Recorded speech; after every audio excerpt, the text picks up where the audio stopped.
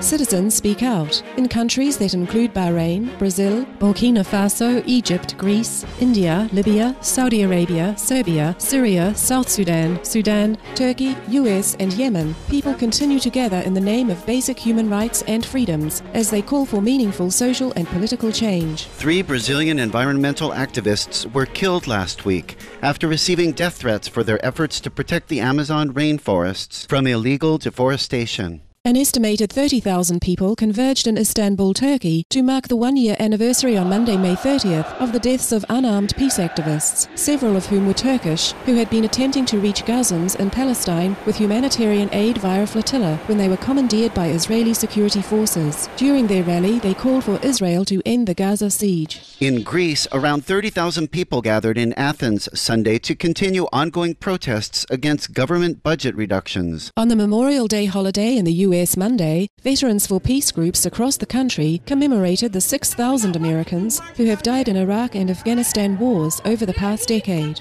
The group, most of whom are combat veterans, issued a call for US President Barack Obama to set a timeline for the withdrawal of troops from Afghanistan, stating that there must be a better way to solve the problems than armed conflict. As Bahrain prepares to lift a 10-week state of emergency Wednesday, King Hamad bin Isa al-Khalifa called for comprehensive reform talks to begin in July, with representatives from all parties and without preconditions. At the same time, the Ministry of Justice warns citizens against engaging in activities viewed as harmful to the country's security, national peace or safety. Meanwhile, correspondent Naziha Saeed of France 24's Arabic language service is undergoing medical treatment in France following injuries sustained during interrogation and beating following her arrest by Bahraini police. Women in India-administered Kashmir met for their monthly sit-in of half-widows, those whose husbands are among the 10,000 people who have disappeared during 22 years of conflict between Kashmiris and the Indian government. They called for the government to advise them of the fate of their husbands so they can emotionally and legally be able to move on with their lives.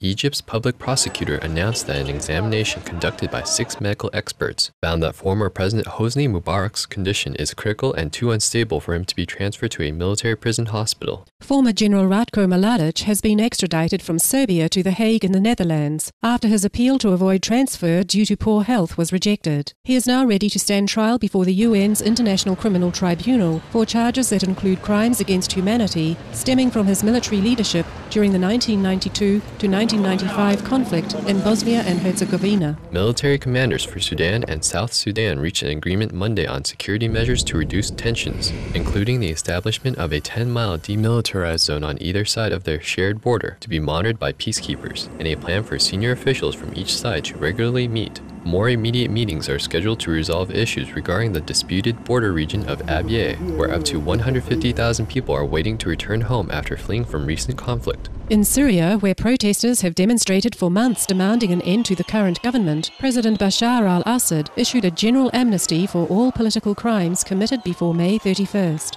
After Monday's meeting in Tripoli with visiting Libyan leader Colonel Muammar Gaddafi, South African President Jacob Zuma said that Colonel Gaddafi agreed to an immediate ceasefire brokered by the African Union, which could help to end the conflict in the nation. However, President Zuma also emphasized that the Libyan leader is not prepared to leave his country. United Nations Human Rights Commissioner Navi Pillay, meanwhile, spoke out strongly against the violence by Libyan and Syrian governments against peaceful protesters. In Yemen, after several days of a fragile truce between Yemeni security forces and tribal groups, a government official announced Tuesday that the ceasefire agreement ended as heavy fighting resumed in the capital, Sana'a. At least 7 tribesmen were killed. Meanwhile, according to reports from local medics in the city of Taiz, more than 50 people died with over 1,000 who were wounded when police raided the encampment of peaceful protesters early Monday morning. In the besieged city of Zinjibar on Tuesday, citizens remained trapped in their homes as 13 Yemeni soldiers died in clashes with unidentified armed men. As we mourn those who have perished, are injured and traumatized, we pray for the conflicts to cease and for people in all nations to choose free, dignified, and harmonious lives.